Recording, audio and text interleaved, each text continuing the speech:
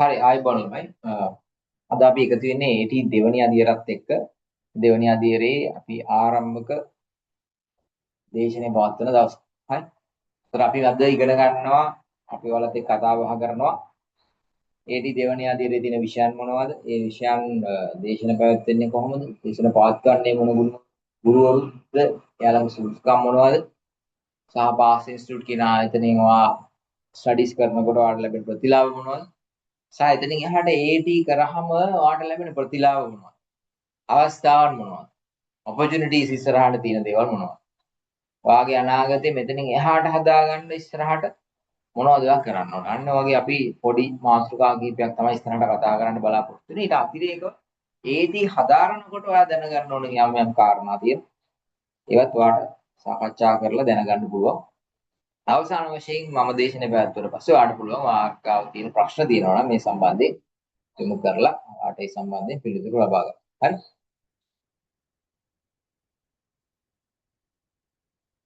හරි AT කියලා කියන ළමයි විභාග තුනක් අදියර තුනක්. එතකොට අදියර තුනේ පළවෙනි අදියර දෙවෙනි අදියර තුන්වෙනි අදියර වශයෙන් අදියර තුනක් තියෙනවා. ඒතර මේ හැම අදියරකම සබ්ජෙක්ට් 4 ගන්න තියෙනවා. විශේෂයෙන් මූල්‍ය ගණන. මේක ඝනකාදීකරණ වෘත්තිමය සුදුසුකමක් නිසා මූල්‍ය ගිණුම්කරණය කියන විෂය දිගටම මේ අදියර තුනේදීම ඔයා ඉගෙන ගන්නවා. ඉතින් මේ අදියර තුනම ඔයා කරනවා නම් ඕ දෙක හෝ තුන කරනවා නම් ඒ විෂය මගෙන් තමයි ඔයා ඉගෙන ගන්න. එනිසා මේක ඝනකාදීකරණය නැත්නම් ගිණුම්කරණය පැත්තට යොමු වෙච්ච වෘත්ති සුදුසුකමක් නිසා අපි වැඩිපුර බර තියලා තියෙන්නේ ගිණුම්කරණය සඳහා.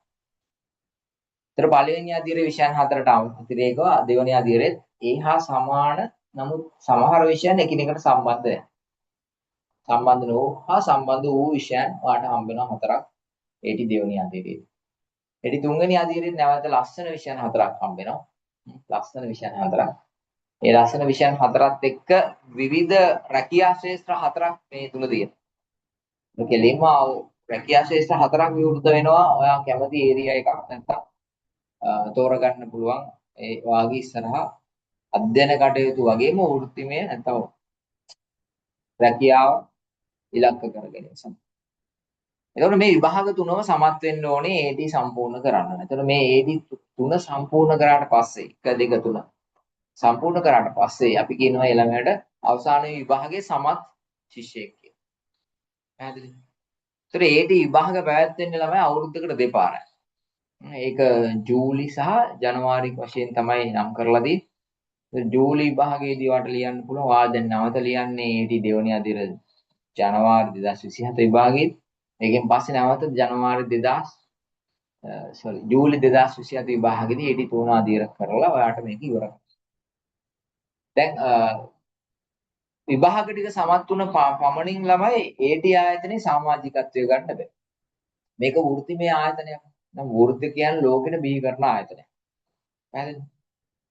බිහිම් කරන ශිල්පීය වෘත්තිකයන් බිහි කරන ආයතන.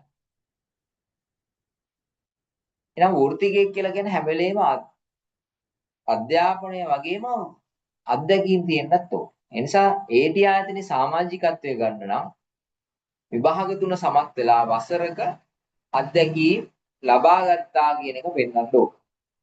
එතකොට ඒ අවුරුද්දක අත්දැකීම් ගත්තා කියන එක ඔයාට පුළුවන් පෙන්වන්න AT ආයතනයේ ලියාපදිංචි වුණ දවසේ ඉඳන් ඔයාට පුළුවන් එදා ඉඳන්ම ඕන අත්දැකීම් ටික පෙන්නගෙන අවුරුද්දක් කව කරා. එහෙම නැත්නම් පසු කාලීනව ඒ අදාළ යම් ආයතනයකින් ඔයා අවුරුද්දක අත්දැකීම් තියෙනවා කියලා ලෙටර් එකක් අරගෙන ගිහිල්ලා AT ආයතනයට දීලා ඒතර AT ආයතනේ පොඩි ඉන්ටර්විව් එකක් එහෙම කරනවා ඔයා කරලා ඒ අවුරුද්දක අත්දැකීම් එයාලා පිළිගන්නවා. එහෙම කරලා අවුරුද්දක අත්දැකීම් පෙන්වුවාට පස්සේ සහ පොඩි පුද්ගල හා නායකත්ව කුසලතා වැඩමුළුවක් තියෙනවා අපි කියන එකට PLS කියලා. මෙන්න මේ පුද්ගල හා නායකත්ව පොඩි වැඩමුළුවක් තියෙනවා ගෙවීමක් කරලා යන්න. ඒක කරාට පස්සේ ඔයාලට පුළුවන් AT සමාජිකත්වය ගන්න. ඒතර AT සමාජිකත්වය ගත්තාම දින වාසි තමයි. දැන් ලංකාවේ AT සමාජිකත්වය ගත්ත ලංකාවේ දැනට ඉන්න ළමයි 45000 විතර ප්‍රමාණයක් AT සමාජික. ඒත් සමාජිකත්වයේ ගත්තාම AT ආයතනයේ විසින් විවිධ වැඩසටහන් පවත්වනවා. සමාජිකයන් සඳහා මැච් එකක් ගහනවා වෙන්න පුළුවන්. ඒ වගේම ඔයාලට පුළුවන් මේ පේපර් බලන්න පේපර් මාකින් වලට යන්න. එතකොට මේ AD සමාජිකයොත් එක්ක ඔයාලා ගැටෙන. එතකොට මම අර කිව්වේ මේ ඔයාගේ ශ්‍රේෂ්ත්‍රේ ඔයාගේම විශේෂ ශාස්ත්‍රයේ රැකියාවල නිරත වෙන ඒක පොඩි තැන ඉඳන් ලොකු තැන දක්වා රැකියාවල. කෙනෙක් මූල්‍ය අධ්‍යක්ෂකවරයෙක් වෙන්නත් පුළුවන්. දැන් ආයතනයක මූල්‍ය අධ්‍යක්ෂකවරයෙක් බවට පත් වෙච්ච කෙනෙක් ඉන්නත් පුළුවන් මෙතන. තේරෙනවද? දැන් මමත් සමාජිකයෙක්. මම චීෆ් ෆයිනෑන්ෂල් ඔෆිසර් විදිහට වැඩ කරනවා. ප්‍රධාන මූල්‍ය නිලධාරියා විදිහට. ඒතර මම වගේ මටත් වඩා හොඳට තව සුදුසුකම් තියෙන පුද්ගලයෝ ඉන්නවා මේ කොටස.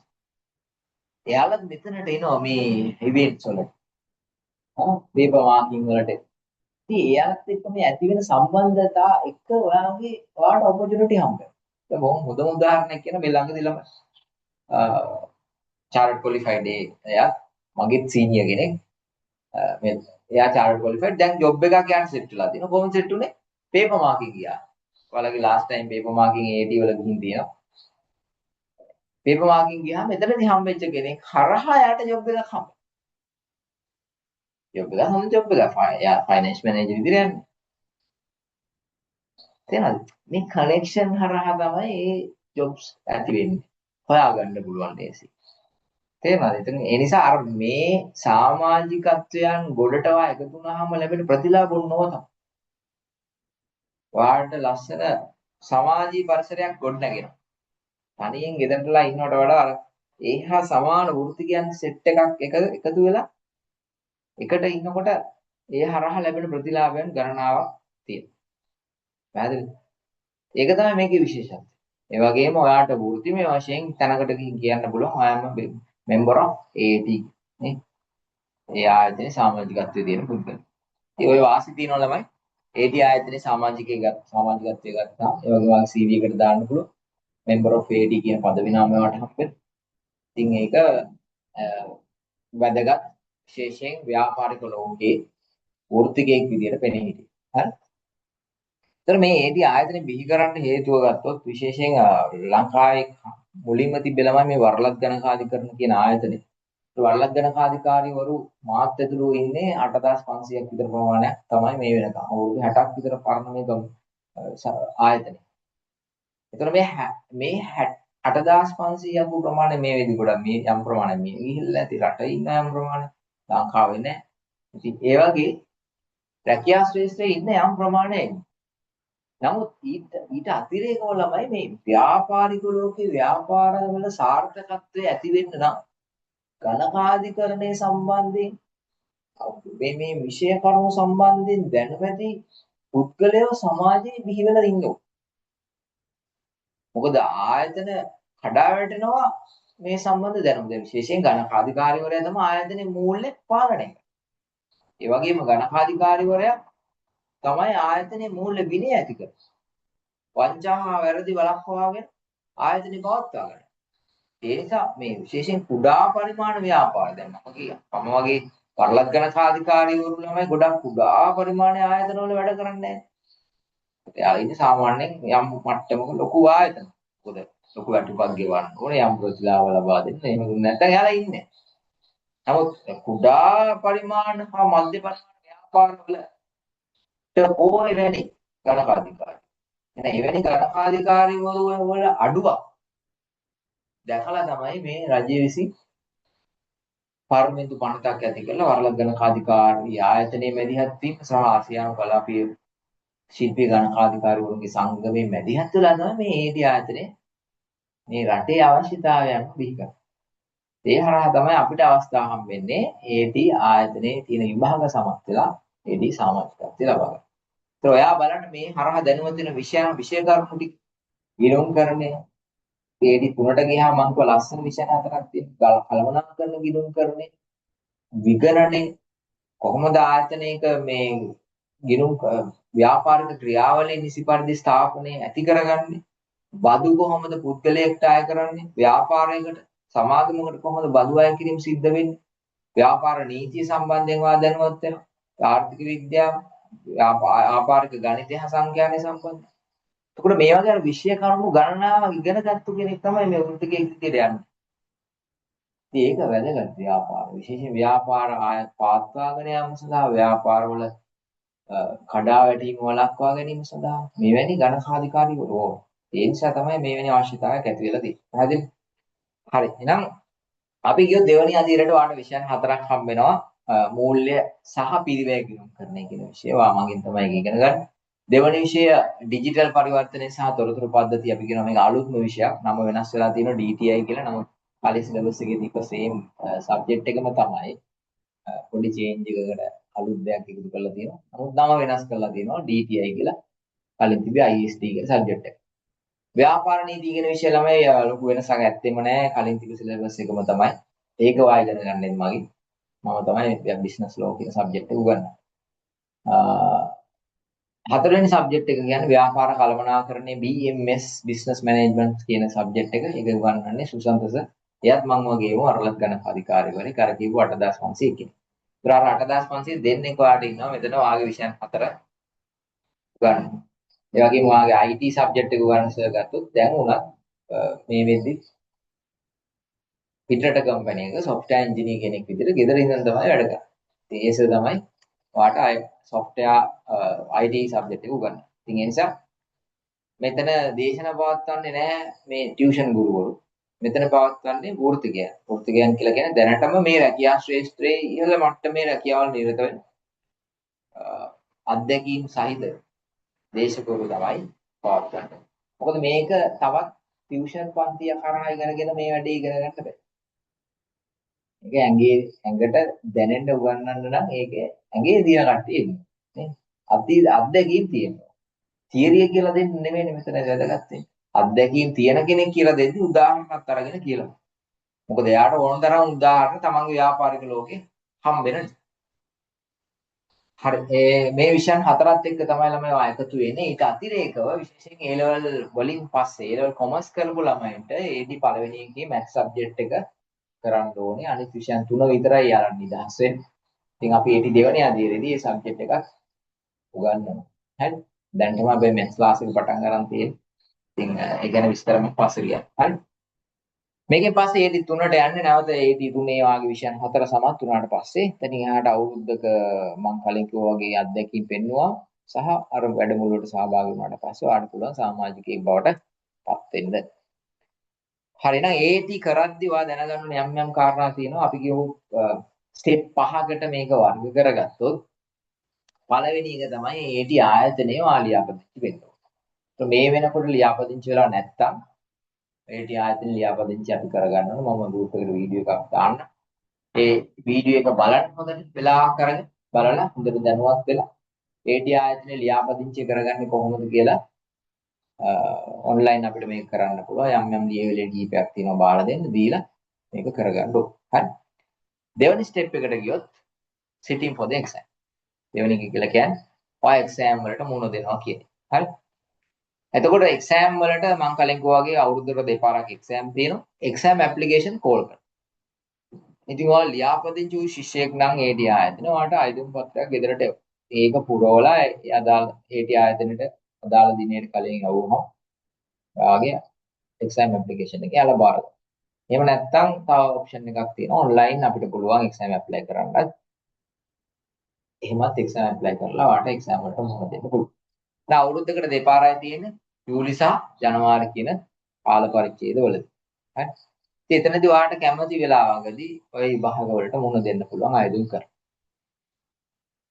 තුන්වෙනි එක තමයි ඔයා ඒ ටික ඉවර වුණාට පස්සේ හම්බ වෙනවා ළමයි diploma in accounting and business කියන සර්ටිෆිකේට් එක. මම කලින් කිව්වා වගේ අර සමත් වූ ශිෂ්‍යයෙක් කියන එක තමයි පාස් ෆයිනලිස්ට් කියලා සර්ටිෆිකේට් එකක් ඔයාලට හම්බ වෙනවා. ඒ පාස් ෆයිනලිස්ට් කියන සර්ටිෆිකේට් එක ඊකෝල් වෙලා දෙනවා diploma in accounting and business කියනවා. ඒකට ඒ වගේම NVQ C level 6 මට්ටමට මේක පිළි අරගෙන තියෙනවා. ඒක අතිරේක සුදුකමක් වගේ ඔයාලට හම්බ වෙනවා.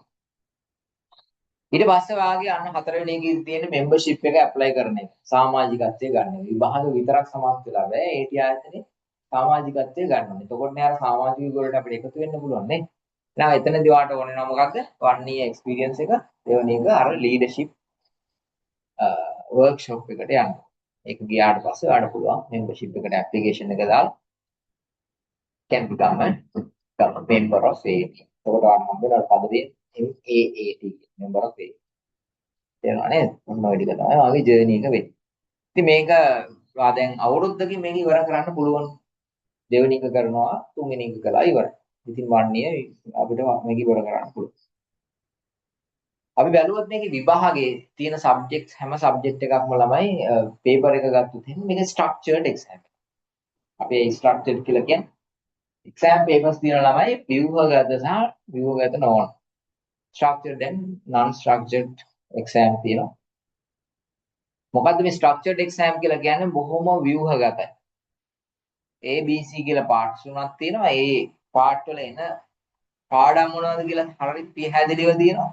ඒ වගේම ඔයාගේ සිලබස් එක ගත්තොත් ඒ සිලබස් එකේ එක් chapters නැත්නම් පරිච්ඡේදයන් වලට ලබා දීලා තියෙන ලකුණු ප්‍රමාණයක් තියෙනවා. ඒ විදිහටම තමයි ටෙස්ට් කරන්නේ විභාගෙ. තේරෙනවද? අර විභාගෙට ගියාම සර්ප්‍රයිස් වෙන විදිහේ ප්‍රශ්න නැහැ. ඉගෙන ගත්තේ තව එකක්, පේපර් එකේ තව එකක් වෙන්නේ නැහැ. එහෙම වෙන්න පුළුවන්. හරියට ඉගෙනගෙන ගියේ නැත්තම් ඔව් end of the day it's a surprise. නේ? නමුත් එහෙම වෙන්නේ නැහැ මෙතනදී. මොකද මේක ව්‍යුහගතයි. අපි ඉගෙන ගන්නා වූ ක්‍රමවේදයට ඔයා විභාග පාස් පේපර්ස් කරාට පස්සේ එහා සමාන පේපර් එකක් තමයි ඔයාට හම්බෙන්නේ විභාගෙ. හරිද? ඒතර ABC කියලා කොටස් තුනක් තියෙනවා. පළවෙනි එකේ විශේෂයෙන් ලකුණු 25ක වාස්තවික ප්‍රශ්න තියෙනවා. ඒ කියන්නේ MCQ ප්‍රශ්න කීපයක් තියෙනවා. ඊට පස්සේ B කොටස ලකුණු 50යි, අවසාන එක ලකුණු 25ක වශයෙන් තමයි. විශේෂයෙන් වර්තමානයේ අලුත් සිලබස් එකත් එක්ක පොඩි කේස් ඇප්ලිකේෂන්ස් ගැන තමයි වැඩිපුර කතා කරන්නේ. අර තියරිටිකල් නැත්නම් අපි කියන්නේ තියරි විතරක් නෙමෙයි. ඒකට කොයි වෙලාවකත් ගොඩක් වෙලාවට විභාගෙදී අහන්නේ නෑ දැන් මේක නිර්වචනය කරන්න මේක හඳුන්වන්න ඒ වගේ අර මෝඩ ප්‍රශ්න අහන්නේ නෑ දැන් නේ. ඒව අහන්නේ නැති එකම හොඳයි. ඉතින් අර ගොඩාක් මේ අර ඇප්ලිකේෂන් නැත්නම් භාවිතය කරන්නේ කොහොමද කියන එක තමයි සිද්ධි මේ වශයෙන් තමයි ප්‍රශ්න කරන්නේ විභාගෙදී. හරි? ඒක මතක තියාගන්න. එහෙම තමයි වෘත්ති විභාගයක් වෙන්න ඕනේ. ඒතර අපි බැලුවොත් චේන්ජස් මොනවද උනේ ගිය කලින් සිලබස් එකයි මේ සිලබස් එකයි ලොකු වෙනස්කම් නැහැ. එකම වෙනස් වීම ප්‍රධාන වශයෙන් වෙලා තියෙන්නේ AD 3 ආදීනේ මේ මූල්‍ය පාලනය හා විගණනය කියන විෂය. ඒ විෂය හැර අනිකුත් විෂයන් වල ලොකු වෙනස්කම් සිද්ධ වෙලා නැහැ. යම් යම් විෂයට යම් පොඩි කොටස් කීප එකතු කරලා දෙනවා යම් විෂයන් වල. ඒ හැර කිසිදු විෂයක් හාත්පසින්ම වෙනස් වීමක් සිද්ධ වෙලා නැහැ. නෑ ඒදි දෙවැනි අධීරයේ අපි යනවා එක එක විෂයන් ගැන ඉගෙන ගන්න මොනවද තියෙන්නේ කියලා. ඉතින් ඔයාලට පළවෙනිම විෂය මූල්‍ය හා පිරිවැය ගිණුම් කරණය කියන විෂය. ඉතින් මේ විෂය ළමයි ඔයා ඉගෙන ගන්න මගේ. ඉතින් මම ගැන විස්තර කිව්වොත් මට මානව සම්පත් කළමනාකරණ උපාධියක් තියෙන්නේ කැලණි කැම්පස් එකේ. ඊට අමතරව මම AT කරලා තියෙනවා. ඉතින් AT කරාට පස්සේ chartered accountancy විභාගය කරලා chartered accountant කෙනෙක් කියලා බාටපත් වුණා. ඊට පස්සේ දැන් ඉතින් අවුරුදු 18ක් විතර එක්ස්පීරියන්ස් තියෙනවා. දැනට ගත්තොත් මේ වෙද්දී ගාමන් ෆැක්ටරි 8ක් තියෙනවා. ඒකේ ප්‍රධාන මූල්‍ය ගණකාධිකාරිවරයා විදිහට අපි කියන චීෆ් ෆයිනෑන්ෂල් ඔෆිසර් විදිහට CFO විදිහට වැඩ කරනවා. ඉතින් ඒකේ අපේ ගාමන් ෆැක්ටරි මෙහි පෙන්ජල් කම්පැනි එකක්. මේ ලංකාව ඇතුලේ ඉතින් එතන ගත්තොත් ළමයි 3500කට විතර සල්ලි ගෙවන්නේ අපි. එයාලගේ අවශ්‍යතාවයන් සඳහා සල්ලි වියදම් කරන්නේ ඒව හරි පරිපාලනය කරන්නේ අපි නේ. සල්ලි මේ බැංකුවෙන් ඒ බැංකුවට මාරු කරන ඒ සියල්ල තීරණය කරන්නේ. ඉතින් ඒ වගේ වගකීම් සහගත ජොබ් එකක් කරන්න හම්බ වෙනවා ඔයා ඉහළට ඉගෙන ගන්න. ඒ වගේම මේ සඳහා ගන්න වගකීමට ප්‍රමාණවත් ප්‍රතිලාභ ආයතන වලින් ඔයාලට කියනවා. ඉතින් ඒ නිසා මම කලින් කිව්වා වගේ අපිත් අපේ ජීවිතේ පටන් ගත්ත රුපියල් 6500 පඩි. දැන් ගන්න කියන එක හරිනේ. නමුත් ලොකු සැලරි එකක් හම්බ වෙනවා. ඒ ආයතන වලින් අපිව රැක බලා ගන්න. දීලා පෙට්ටු දීලා නේද? එහෙම හම්බුනේ නැත්තම් මොකද වෙන්නේ? වෙන ආයතන වලට යන නිසා ඒක රැක බලා ගන්නවා. හරි. ඉතින් මම හිතනවා මේ විෂය ඉතින් මට බොහොම පහසුවෙන් ඉගෙන කියලා දෙන්න පුළුවන්. ඒතර අපි කියොත් අපේ විෂයට මූල්‍ය හා පිරිවැය ගිණුම් කරන කියන විෂය ඇතුලේ කොටස් දෙකක් තියෙනවා. මූල්‍ය ගිණුම් කරණයයි පිරිවැය ගිණුම් කරණයයි. හරි. ඒතර පිරිවැය ගිණුම් කරනට ඔයාලට පේනවාද චැප්ටර් නම්බර් 5. ඒකක නම්බර් 5 කෙලින්ම තියෙනවා 135ක් වෙන් වෙනවා. කලින් සිලබස් එකේ ළමයි 130යි තියෙන්නේ. දැන් මේ පාර 135ක් පිරිවැය ගිණුම් කරන්නට වෙන් වෙලා තියෙනවා. ඊටු 165 වෙන් වෙලා තියෙන්නේ මූල්‍ය ගිණුම් කරන්නේ සඳහා. ඒතර අපි ගත්තොත් මූල්‍ය ගිණුම් කරන්නේදී අපි මෙතනදී කතා කරන්නේ හවුල් ව්‍යාපාරයක් සඳහා මූල්‍ය ප්‍රකාශන හදන්නේ කොහොමද? හරි ලේසි. ඊට පස්සේ සමාගමක් සඳහා මූල්‍ය ප්‍රකාශන හදන්නේ කොහොමද? හැබැයි මේ හදන්නේ අභ්‍යන්තර අර්ථ. කියන්නේ මූල්‍ය ප්‍රකාශන බාහිර පාර්ශ්වයට ලබා දෙන්න හදන්නේ නැහැ. මේ අභ්‍යන්තරයේ කළමනාකරණය සඳහා සකස් කරන සමාගමක මූල්‍ය ප්‍රකාශන හදන හැටි අපි ඉගෙන ගන්නවා. ලකුණු 20ක් ඒ සඳහා බර තියලා තියෙනවා. ඊට අතිරේකව අසම්පූර්ණ වාර්තා භාවිතයෙන් මූල්‍ය ප්‍රකාශන හදන්නේ කොහොමද? අපි අසම්පූර්ණ වාර්තා කියලා කියන්නේ දැන් අර මම කලින් කිව්වා වගේ පොඩි ආයතන SME small medium enterprises අපි කියන්නේ කුඩා හා මධ්‍ය පරිමාණ ව්‍යාපාර තමයි ආර්ථිකයක සොඳුනාරටිය කියලා කියන්නේ. කියන්නේ දේශපාලන වේදිකාවල නේ. දැන් කුඩා හා මධ්‍ය පරිමාණ ව්‍යාපාර බොහෝ ප්‍රමාණයක් තියෙනවා රටේ. ඒතර මෙවැනි ආයතනවල වාර්තා පවත්වාගෙන යන ආකාරය සම්බන්ධයෙන් දැන් එයාලට බෑනේ අපි වගේ වරලක් ගණකාධිකාරීවරයෙක් එයාලගේ ආයතනෙට බඳව ගන්න. මොකද ලොකු වැටුපක් ගෙවලා ඔය නඩත්තු කරන් තියාගන්න බෑ. ඒ නිසා එයා එවැනි ආයතන වල ඉන්නේ සාමාන්‍ය ලිපිකරු ලොකු අධ්‍යක්ීම් සහිත ලොකු අධ්‍යාපන සුදුසුකම් සහිත පුද්ගලයෝ නොවෙන්න පුළුවන්. නමුත් සමහර ආයතන වල accounting දන්න කවුරුත්ම නැති වෙන්නේ. තමන් අයිතිකාරයා විසින්ම accounts කරනවා වෙන්නේ. නමුත් accounts කරන්නේ නැහැ. එයා නිකන් පොඩි වාර්තා ටිකක් පවත්වාගෙන යනවා. ඉතින් ඔය වාර්තා ගත්තාම ළමයි සම්පූර්ණ ලාභය හරියට හදාගන්න. ව්‍යාපාරයේ මූල්‍ය தත්ත්වය නිවැරදිව හදාගන්න ප්‍රමාණවත් නැහැ. ප්‍රමාණවත් නැහැ. උපයෝගී පොත් ටිකවත් හරියට පවත්වාගෙන ගිහින් නැහැ. ඉතින් මෙවැනි ආයතනයක පවත්වාගෙන යන වාර්තාවලට තමයි අපි කියන්නේ incomplete records. අසම්පූර්ණ වශයෙන් තියෙන ව්‍යාපාර. වාර්තා පවතින ආයතන. දැන් එවැනි ආයතනයක මූල්‍ය ප්‍රකාශන හදන්නේ කොහොමද? ඒ වගේ මාතෘකාවක් තමයි මෙතනදී කතා කරන්නේ. දැන් එතනදී තොරතුරු හරි අඩුයිනේ. තොරතුරු අඩුයි අඩු තොරතුරු පාවිච්චි කරලා අපි ලාභය හෝ අලාභය ගණනය කරගන්න. මූල தත්ත්වය හදාගන්න. කොහොමද කියන එක තමයි අපි මෙතනදී කතා කරන්නේ. මෙතන 20ක් තියෙනවා.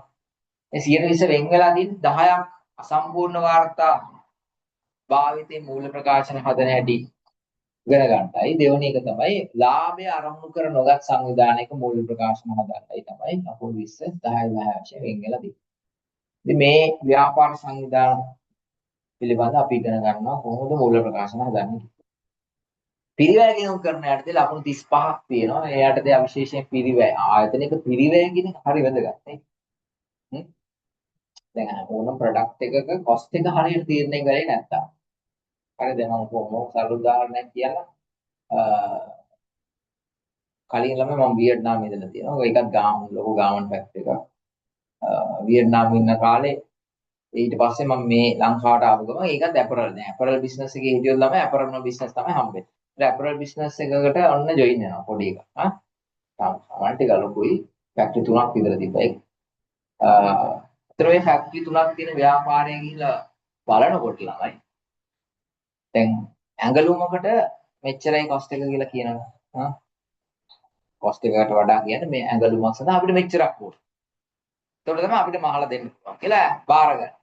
ඇඟලුම් වලට. ඒකට ඒක සිද්ධ වෙන්නේ ළමයි සාමාන්‍ය මාස 2-3කට කලින්. මහන්නේ මාස 2-3කට පස්සේ. නමුත් කලින් තමයි සිද්ධ වෙන්නේ මේ ඕඩර්ස් ගන්න. හරිද? ඒ ලොකු වැඩ කොටසක් සිද්ධ වෙනවා ඇඟලුම මහන්න ගිහින්. හරි? එතකොට මේ මං කියපු ආයතනයේ ළමයි එයාලා හරියට දැනුවත් නැහැ තමන්ගේ පිරිවැය. තේරෙනවද? තමන්ගේ පිරිවැය. ඒතකොට තමන්ගේ පිරිවැය හරියට දන්නේ නැතුවම ඇඟලුමකට අපි අය කරන්න ඕනේ ගාණ හරියට තීරණය කරගන්න බෑ. සමහර විට අපි අය කරන ගාණ ප්‍රමාණවත් නෑ හොඳට. තමන්ගේ පිරිවැය සම්පූර්ණයෙන් මාසේ ආවරණය කරගන්න. මේ නිසාම ළමයි මේ ආයතනේ සෑහෙන ප්‍රමාණයක් ලොස් වෙලා තිබුණා. මොකද විශේෂයෙන් කළමනාකරණය දැනුවත් වෙලා හිටියේ මෙන්න මෙච්චරයි පිරිවැය කියලා. නමුත් ඊට වඩා ලොකු ප්‍රමාණයක් වැඩි තමන්ගේ ආයතනේ පිරිවැය. ඊට පස්සේ මම ආවත් එක්කම මේක හඳුනාගත්තා. අපි මිල කරන ප්‍රමාණය මිල වටිනාකම අපි ලබා දෙන ඇගලුමක් සඳහා අය කරන ගාස්තු අපි වැඩි කරා. ඉතින් ඒ වගේ ඕනම ආයතනයක ළමයි පිරිවැය හඳුනා ගන්නවා කියන එක හරි වැදගත්.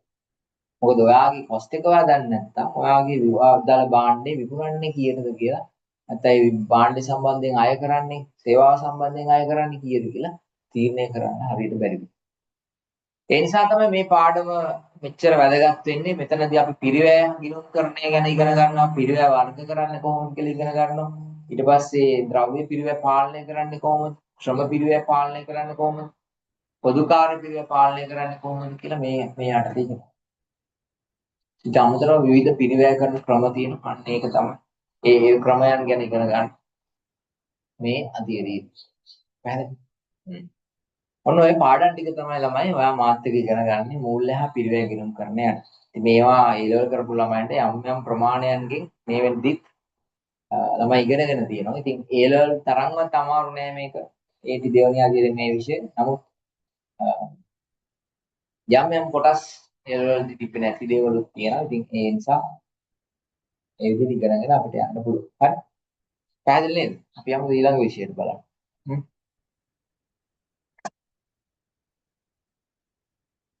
DTI. DTI කියලා කියන්නේ ඩිජිටල් පරිවර්තනය සහ තොරතුරු පද්ධති කියන විෂය. ඉතින් මේක අපි කියන්නේ IT සබ්ජෙක්ට් එක කියලා.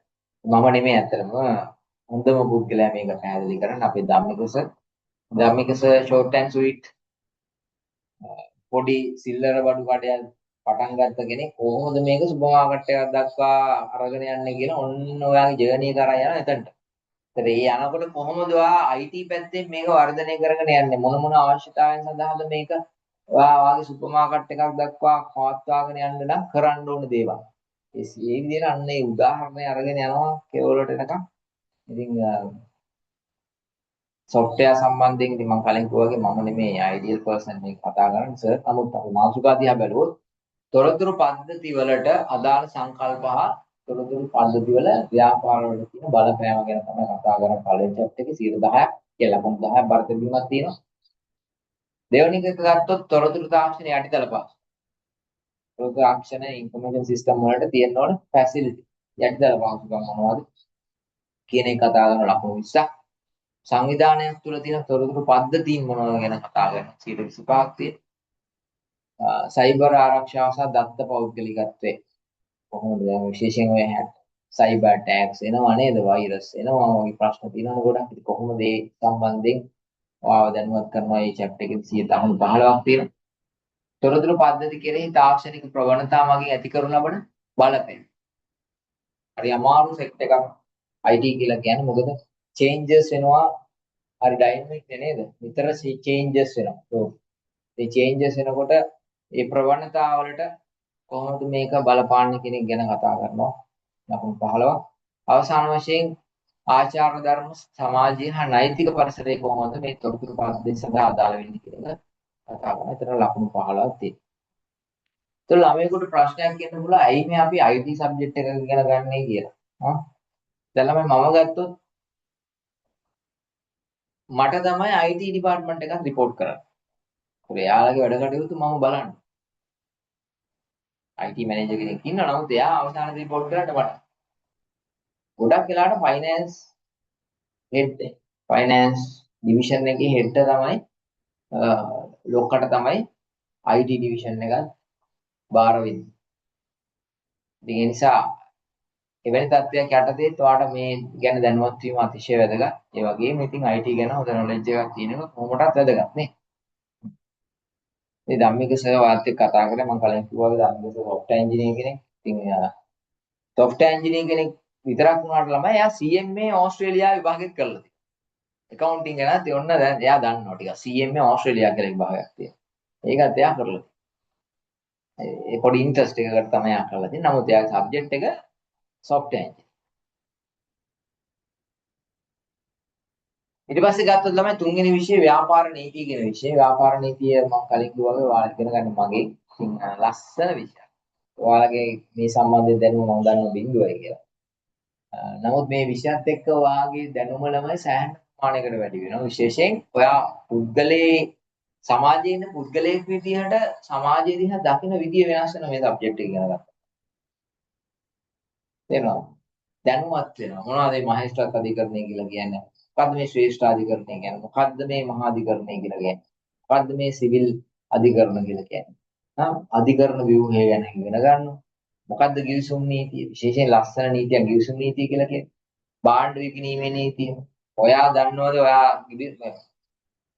අපි ට්‍රේන් එකට නගින්න කියලා ටිකට් පතක් කතා බහ කරන්නේ නැහැ නෝ. එළින්ම රුපියල් 30ක් දුන්නා එයා ටිකට් එක දෙනවා වෙන්න පුළුවන්. නමුත් ඒ හරහා ඔයාගේ දුම්රිය දෙපාර්තමේන්තුව ඇතුළේ ගිවිසුමක් හටගන්නවා. ඔයා ව්‍යංගව ගිහිල්ලා පත්‍රයක් 80 දුන්නා.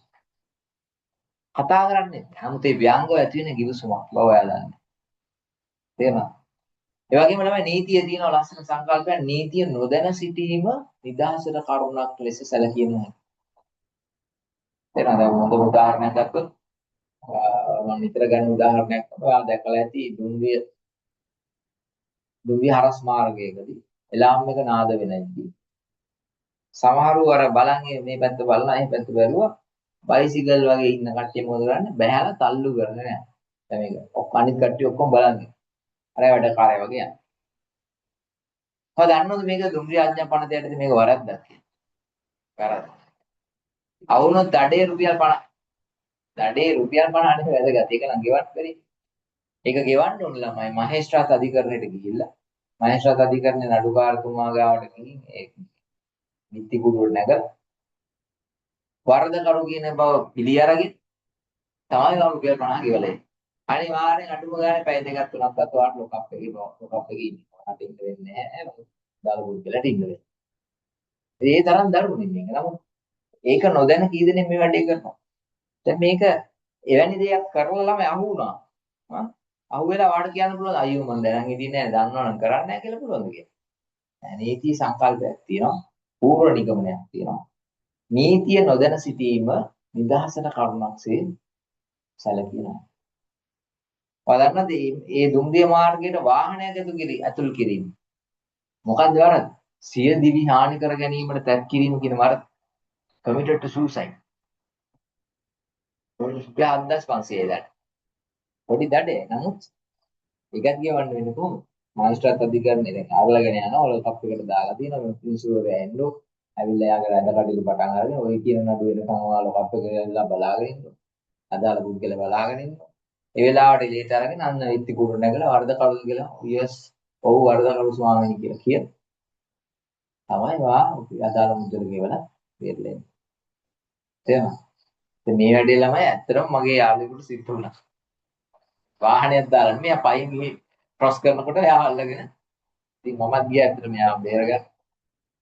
මම අත්දැකීමෙන් දැක්කා වෙන විදිහ. ඒ ඇත්තටම ඒක වැරද්දක් බවට මිනිස්සු දන්නේ නැහැ.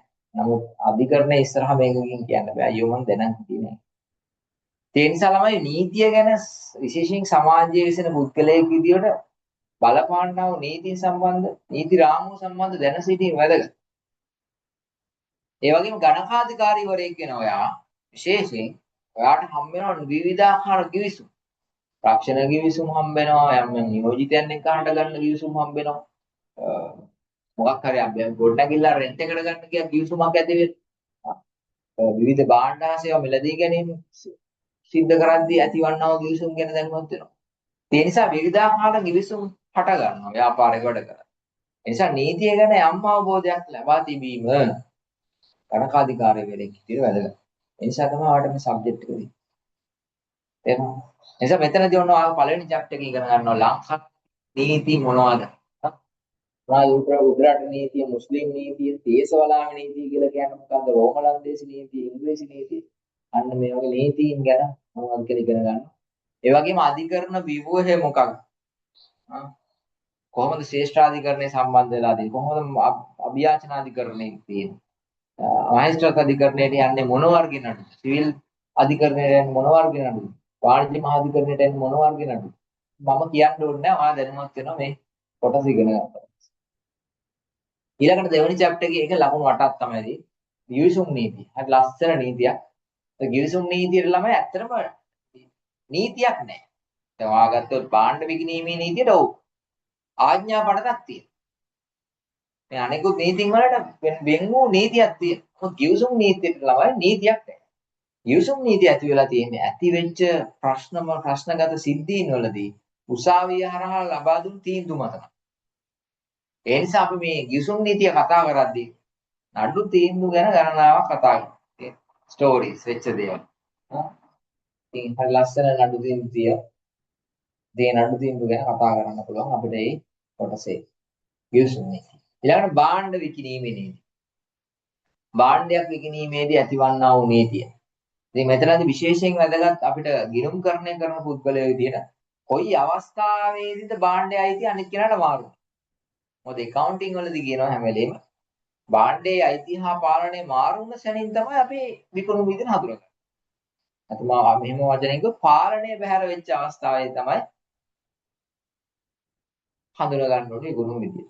හරි? ඒ නිසා මේ භාණ්ඩ විකිණීමේ නීතියේදී පැහැදිලිව කියනවා අයිතිය මාරු වෙන නීතින් කීපයක් රීතින් කීපයක් තියෙනවා. ඒ රීති ටික ඔයා පැහැදිලිව ඉගෙන ගන්නවා මෙතන.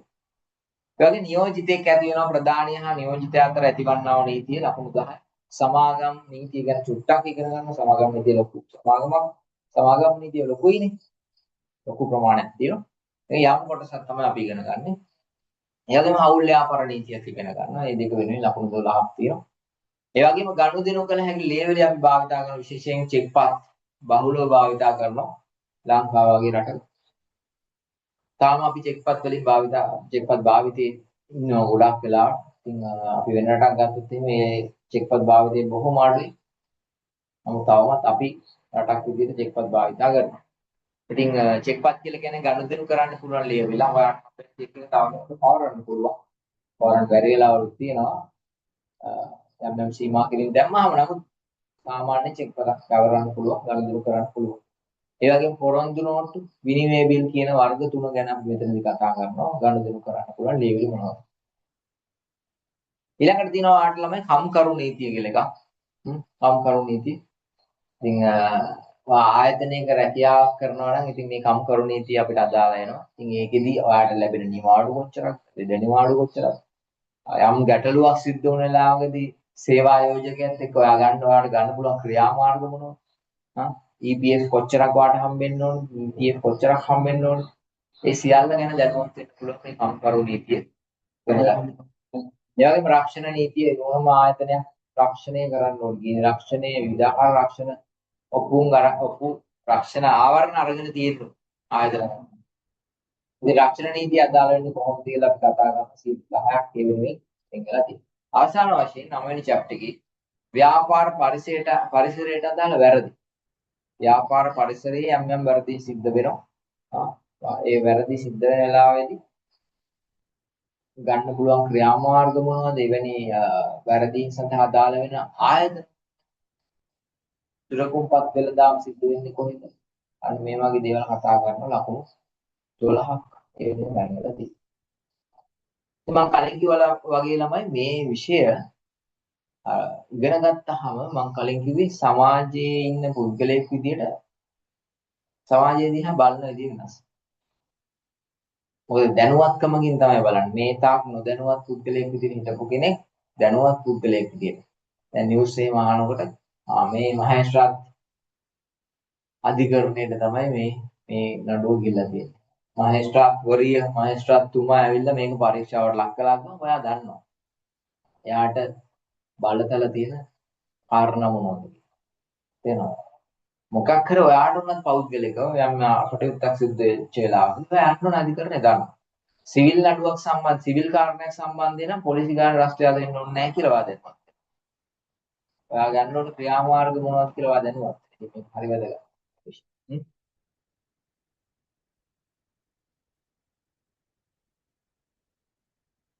හරි ව්‍යාපාර කළමනාකරණය කියන විෂය උගන්වන්නේ අපේ සුසන්ත සර්. ඉතින් එයාත් මම වගේම වරලක් ගණන් අධිකාරිවරයෙක්. වර්තමානයේ ලංකාවේ තියෙන දැවැන්ත විශේෂයෙන් රෙදි නිෂ්පාදනයකට සමාගමක් මේක. ලංකාවේ තියෙන දැවැන්තම රෙදි නිෂ්පාදනය කරන සමූහ සමාගමක ගිණුම් කරන අංශයේ කළමනාකරුවෙක් විදිහට වැඩ කරනවා. ඉතින් මගේ වැඩ. මාත් එක්කම කැම්පස් ගිය සර් කෙනෙක්. ඉතින් දෙන්නම චාර්ට් ක්වොලිෆයිඩ් වුණා. එයා තමයි අපේ මේ සබ්ජෙක්ට් එක උගන්වන්න නේ. ඉතින් මාට පුළුවන් සර් ඒක මේ සබ්ජෙක්ට් එක ඉගෙන ගන්න. මම ගත්තොත් තමයි මේ යටදී ආවරණය වෙන කොටස් මොනවද කියලා. මොකද කළමනාකරණය කියලා කියන්නේ ළමයි දැන් ඔයා උදාහරණයක් විදිහට ගත්තොත් බිස්නස් මැනේජ්මන්ට් කියලා ඩිග්‍රීම තියෙනවා අවුරුදු 4ක් නේ. හා එච්චරට වැදගත් නේ බිස්නස් මැනේජ්මන්ට්. නමුත් තමයි ප්‍රශ්නේ තියෙන්නේ ඇත්තටම මේ බිස්නස් මැනේජ්මන්ට් කියලා සබ්ජෙක්ට් එකක් තිබ්බම අපි අවුරුදු 4ක් මේක කළා. නමුත් මේ දේවල් අපි ප්‍රායෝගික ජීවිතයට මේව ඇතුළත් කරගන්නේ කොහොමද කියන එක සම්බන්ධ තමයි ගැටලු ගොඩක්. අපි මේව ඇත්තටම භාවිතයට ගන්නවාද කියන එක තමයි ලොකුම ගැටලුව. දැන් උදාහරණයක් විදිහට ගත්තොත් ඔයාගේ විභාගයත් ඔයා කළමනාකරණය කරගන්න. ඔයාගේ ජීවිතයත් ඔයා කළමනාකරණය කරගන්න. ඉතින් හැම තැනම මැනේජ්මන්ට් කියන එක අදාළයි. මේක අමුතුවෙන් ඉගෙන ගන්න ඕන දෙයක් නෙමෙයි. It's all about manage. හැම තැනම එහෙම. ඔයා කොහොමද මේ කළමනාකරණ කටයුතු සිද්ධ කරන්නේ කියන එක හැම තැනටම අදාළයි. ඉතින් හැම දෙයකටම අදාළයි. ඉතින්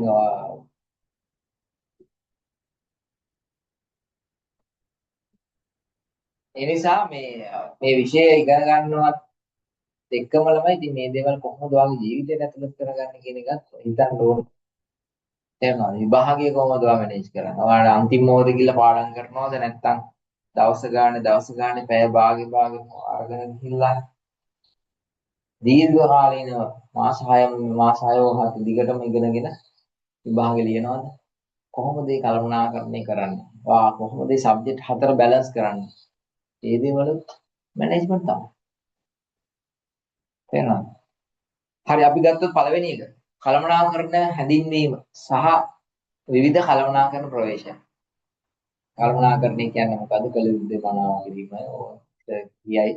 සහ විවිධ කළමනාකරණ ප්‍රවේශම් තියෙනවා මොනවද භාවිතා කරන්න පුළුවන් approaches කියන එක කතා කරලා ලකුණු 10ක් තියෙනද දෙවෙනි එක කළමනාකරණ ක්‍රියාවලියේ ශ්‍රීතය සැලසුම් කරන්නේ සංවිධානය කරන්නේ මේ වීම පාලනය කරනවා වගේ කළමනාකරණ ශ්‍රීතයන් ගැන කතා කරනකොට ලකුණු 30ක් තියෙනවා වැඩි ලකුණු ප්‍රමාණයක් ඉස්සරහා වෙන් වෙලා තියෙනවා ඊට පස්සේ සැපයුම් දාමේ විවිධ ශ්‍රේෂ්ඨවල කළමනාකරණය දැන් සප්ලයි චේන් මේ බඩු භාණ්ඩ සේවා අරගන්න එපා ආයතනයේ අපි ඒකට කියන සැපයුම් දාමේ සහ මෙහෙයුම් කටයුතු කළමනාකරණය කරන්නේ කොහොමද? ඒ වගේම අලෙවි කළමනාකරණය කියන්නේ මොකක්ද? මානව සම්පත් කළමනාකරණය කියන්නේ මොකක්ද? චේන්ජ් මැනේජ්මන්ට් චේන්ජ් එකක්. දැන් ආයතනයම් චේන්ජ් එකක් වෙන වෙලාවක කොහොමද ඒක මැනේජ් කරන්නේ? ඉතින් ওই ටික ගැන තමයි ගොඩාක් කතා කරන්නේ.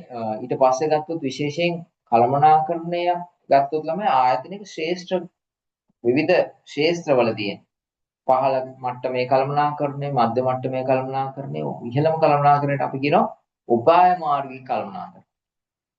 Strategic management. ස්ට්‍රැටජික් මැනේජ්මන්ට් කියලා කියන්නේ විශේෂයෙන් ඉහළම කළමනාකරණය විදිහට අපි සලකන ළමයි අධ්‍යක්ෂක මට්ටම. දැන් අපි ඉන්නේ අතරම මධ්‍ය මට්ටමේ වෙන්න. අපේ අධ්‍යක්ෂක මණ්ඩලය තමයි ඉහළ මට්ටමේ ඉන්නේ. ව්‍යාපාර ආයතනයේ අනාගතයේ තීරණය කිරීම සම්බන්ධ තීරණ ගන්නේ අධ්‍යක්ෂක නේ. විශේෂයෙන් උදාහරණයක් ගත්තොත් A භාණ්ඩේ B භාණ්ඩේ තුනක් ABC තුනම නිෂ්පාදන කටයුතු කරනවා නම් එකක් නවත්තනවා. දේශීය වෙළඳ පොලේ විතරයි නම් ඉන්නේ විදේශීය වෙළඳ පොලට යනවා. ඉතින් ඒ වගේ අර ආයතනයේ බලපන්නව දීර්ඝ කාලෙක. එක සමාගමක් නම් තියෙන්නේ ගාමන්ට් ෆැක්ටරි තුනයි නම් තියෙන්නේ තව ගාමන්ට් ෆැක්ටරියක් මිලදී ගන්නවා. එහෙම නැත්නම් තියෙන එක විකුණලා දානවා. ඒවා ස්ට්‍රැටජික් ඩිසිෂන්ස්. උපාය මාර්ගය දීර්ඝ කාලීනව ආයතනයේ බලපාන්නව තීරණ. එවැනි තීරණ ගන්නේ ආයතනයේ ඉන්න ඉහළ කළමනාකරණය. එවැනි තීරණ ගැන තමයි මෙතනදී කතා කරන්නේ උපාය මාර්ගික කළමනාකරණය ගැන තමයි අවසාන වශයෙන් ලකුණු 10ක් වෙන් වෙලා තියෙන්නේ. හරි. ඉතින් ඒකත් එක්ක ඔයාගේ ව්‍යාපාර කළමනාකරණය කියන විෂය ඉවර වෙනවා. ඉතින් ඔයාලට සබ්ජෙක්ට් 4යි තියෙන්නේ. නමුත් මේ සබ්ජෙක්ට් එකත් ඔයාලට මෙතන දැම්මා සිලබස් ඉන්ට්‍රොඩක්ෂන් එකේදීම මොකද ඔයා දැනටමත් ඒටි පළවෙනි අදියර ඉවරයි නම් විතරයි ඔයාලට BC කියන සබ්ජෙක්ට් එක කරන්න පුළුවන් මේ වෙලාවේදී. ඒකට මොකද BC සබ්ජෙක්ට් එක කරන්න ළමයි මූලික අවශ්‍යතාවය විදිහට හඳුන්වලා දීලා තියෙන්නේ. AT පළවෙනි අදියර අවසන් වෙලා තියෙනවා. නම් මෙතන ඉන්නවනම් AT පළවෙනි අදියර මේ වෙද්දිට අවසන් කෙනෙක්. ඔයාට AT දෙක කරද්දී BC එක කරන්න පුළුවන්. එහෙම නැතිනම් අනිත් ළමයින්ට AT තුන කරද්දී BC එක කරන්න පුළුවන්. BC කියලා කියන්නේ බිස්නස් කමියුනිකේෂන් කියන සබ්ජෙක්ට් එක. මොකද වෘත්තිකයෙක් වෙනවා කියලා කියන්නේ ඔය අත්දැකීම් ගන්නවා, වෘත්ති සුදුසුකම් හදා ගන්නවා වගේම ඉංග්‍රීසි is a must. නේ? ඉංග්‍රීසි කතා කරගන්න පුළුවන්කම හදා ගන්න එක අතිශය වැදගත්. ආසයිනේ නේ. ඈ? ඒ හැමෝමත් ආසයි. නමුත් හරියට අමාරුයි. එහෙමද නේද? ඒ අමාරුලා තියන්නේ අපි කවුරු හරි ඇවිල්ලා මේක කරලා දෙනකම් බලන් ඉන්න. අපි හිතන්නේ හැමදාම somebody will come and give fluent English method. කියා හිතාගෙන ඉන්න. ඉතින් මේක මේ කපේදී එහෙම වෙනවද? එහෙම වෙන්නේ නැහැ. ඒ නිසා කවුරුත් ඇවිල්ලා තමයි ඔය ඇඟට කොටලා දාලා පුළුවන් කරවන්නේ නැහැ. ඒක ඉතින් ඔයාම තමයි කරගන්නේ. නේ? ඉතින් මේක භාෂාවක්නේ. ඒ නිසා භාෂාව අර කතා කරන තාක් භාෂාව හරියන්නේ නැහැ. භාෂාවක් ඉගෙන ගන්න පුළුවන් එකම ක්‍රමය කතා කතනේ නැත්නම් ස්පීකින් වලින්ම තමයි. නේද? ඒ නිසා ගොඩාක් ග්‍රැමර්ස් ඕනේ. ඒ ග්‍රැමර් ඉගෙන ගන්න ඕනේ ඔයා ඒ කන්වර්සේෂන්ස් වලින්ම තමයි. අහලා ඔළුවට හුරු වෙලාම තමයි. නේද? ඉතින් ඒකට හේතුව ඔයාලට ඒ පරිසරය නැති එක වෙන්න පුළුවන්. මෙතන සමහරට පුළුවන් අයින්දත් පුළුවන්. ඒ වැනි පරිසරයක් නොතිබීම තමයි ප්‍රධානම කාරණේ. සහ ඉතින් අපි අධ්‍යාපන අපේ ක්‍රමවේදයේ මේ පිළිබඳ තියෙන අවධානය හරි අඩුයි. අපි ඉස්කෝලේ ගත්තොත් ටීචර්ට බෑ ඉංග්‍රීසි කතා කරන්න. පන්ති ගියොත් පන්තියේ ඉන්න අයටත් ඉංග්‍රීසි කතා කරන්න බෑ. යා සිංහලෙන් කතා කරන්න. ඉතින් ඔයත් හරි කැමති මේ විෂය වුණත් කොහොමද ඉගෙන ගන්න? සිංහලෙන් ඉගෙන. ඒ නිසා අපේ ආයතනයේ නම් ඔයාලට ජීවිතේටවත් මේක සිංහලෙන් ඉගෙන ගන්න හම්බෙන්නේ නැහැ ළමයි. මොකද මේ විෂයේ ඇතුළේම තියෙන business communication it's a English subject English. හැබැයි මේක දේශනේ පවත්වන්න ඉන්නවා ආචාර්යපාදියක් තියෙන කරුණ සර් කෙනෙක්. තමිල් සර් කෙනෙක් නම් සුපර් ඉංග්‍රීසි. ඒ වාගේ මීටරේ කරගන්න තමයි ඕන. ඉතින් මෙතනදී ඔයාගෙන් සර්ගේ මීටරේ කරකවලා සර් සිංහලෙන් ගන්නන්න මට්ටමටපත් කරන්න යන්න එපා. ඔයා මොකද කරන්නේ? ඔයාගේ මීටරේ කරකවලා. ඔයා හිත හදා ගන්න ඕනේ මේක ඉංග්‍රීසි වලින් ඉගෙන ගන්න. මේකට වැඩිපුර එෆර්ට් එකක් ගන්න. එහෙම වුණොත් තමයි මේක වාගේ ජීවිතේට වටිනා දෙයක් විදිහට එකතු වෙන්නේ. නැත්තම් ආ සිංහලෙන් ඉගෙනගෙන සබ්ජෙක්ට් එක පාස් වෙන්න පුළුවන්. නමුත් end of the day ඔයා කවදා හරි රැකියාවකට ගියාම කොහොමද මේක පාවිච්චි කරන්නේ? How are you going to use the conversational skill? Reading skill නම් පුළුවන් කියන්නේ. Writing skill, presentation skill, interview skills. ඒවා වැදගත්. මේ ඒ නිසා ළමයි ඉස්සරහට රැකියා ශාස්ත්‍රයේ වාට ඉස්සරහට ලොකුවට යන්න ඕන කියලා හිතනවා නම් මේ සුදුසුකම් හදාගත්ත පමණින්ම මේක ඇති වෙන්නේ නැහැ. දැන් අපි බොහොම සරලව කිව්වොත් මේ යම් අවස්ථාවක ඔයාලට එනවා ආයතනෙ වගේ අදහස් දක්වන්න. ඒ අදහස් දක්වන්න ඕන වෙලාවෙදී ඔයාලට ඒ අදහස ඉදිරිපත් කරන්න බැරි නම් ඉංග්‍රීසි වලින් අපරාධයක් නේ. මොකද මේක ලැන්ග්වේජ් එකක්. language is to express your opinion. නේද? ඔයාගේ අදහස් මේක කියලා දාන්න නෙදී. තේරුණාද? එතකොට මේ ඒක උනේ නැත්තම් මොකද වෙන්නේ?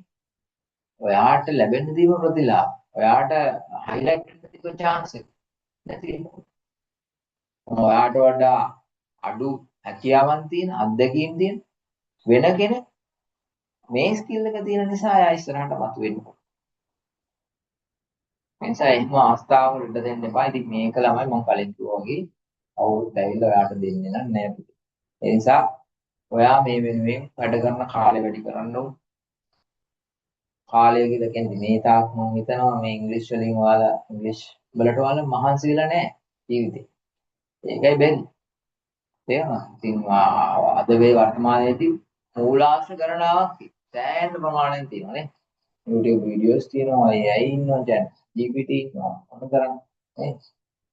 ෆ්‍රී සොෆ්ට්වෙයාර්ස් තියෙනවා. ඉතින් මේ දේවල් පාවිච්චි කරන්න පුළුවන්. ඔයාට මේක වර්ධනය කරගන්න. ඉතින් දවසකට අඩුම ගානේ විනාඩි 5ක් 10ක්. ඉතින් මේ වෙනුවෙන් වැය කරන්න පුළුවන් නම් හැබැයි ඒක කන්ටිනියස්ලි කරන්න. කන්ටිනියස්ලි කරන්න. එහෙම වැය කරන්න පුළුවන් නේ. ඉබේම මේක දීර්ඝ කාලිනව කරනකොට ඉබේම ඔයාගේ vocabulary ටිකක් ඉක්තු වෙනවා. ඔයාලට නිතර ඒ වචන ඇහිලා තියෙනවා. sentence pattern ඔයා ඉගෙන ගන්නවා. vocabularies ඉගෙන ගන්නවා. ඉතින් ඒක නිකම්ම ඔයාට අර environment එකක් හැදෙනවා. ඉතින් අපිට කතා කරන්න කෙනෙක් නැත්තම් ඔයාට තමයි වෙන කවුරුත් මොකද අපි බෝඩ් එකට කතා කරන්නේ. නැත්තම් ඔයාම කතා කරනවා. තනියෙන් ඉන්න වෙලාවෙ තමන් තනියම කතා කරනවා. කරන ලස්සන ස්පීච් එකක් හොඳට නිතර අහලා ඒ අහපු කොටස ඔයා තනියෙන් කියන්න උත්සාහ. ඒ වගේ දේවල් කරන්න ඕන. උත්සාහය තමයි මෙතනදී වැදගත් වෙන්නේ. ඒ නිසා කලින් කිව්වා වගේ ළමයි කවුරුත් ඇවිල්ලා කාට ඉංග්‍රීසි දෙන්නේ නැහැ. ඔයා තමයි. ආගේ ජීවිතේට කියන්නේ ඔයා. ඉතින් මේ වෙලේ පොඩ්ඩක් හිමින් වැඩ කරන්න පටන් ගත්තොත් කාලයක් පුරාට දිගට this is not a big deal. මේක මේ මහ ලොකු දෙයක් නෙමෙයි. මේක මහ ලොකු දෙයක් කරලා ඒක ප්‍රශ්නේ. තේරෙනවද? මේක අර එක්තරා පැලැන්තියකට විතර සීමා වෙච්ච දෙයක් වගේ එකක් කරබලා.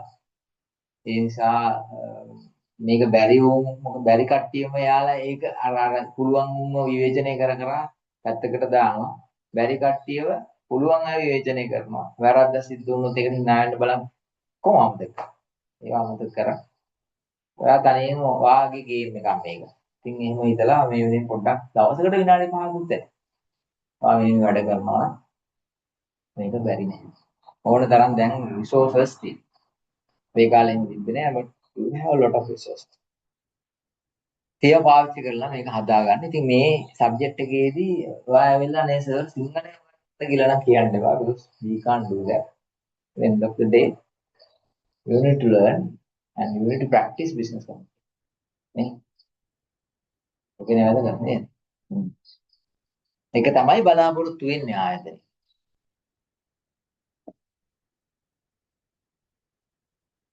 හරි එහෙනම් වෘත්තීය සුදුසුකම තියෙන වැදගත්කම ගැන කිව්වොත් ළමයි ඔයා 83 අධීර තුනම සම්පූර්ණ කරාට පස්සේ හරිද? අපි හිතමු විශේෂයෙන් දැන් වර්තමානයේ වෙද්දී ඔයාට ඕන වෙනවා ලංකාවේ ඊළඟ ගණනාධිකරණ විභාගය කරන්න.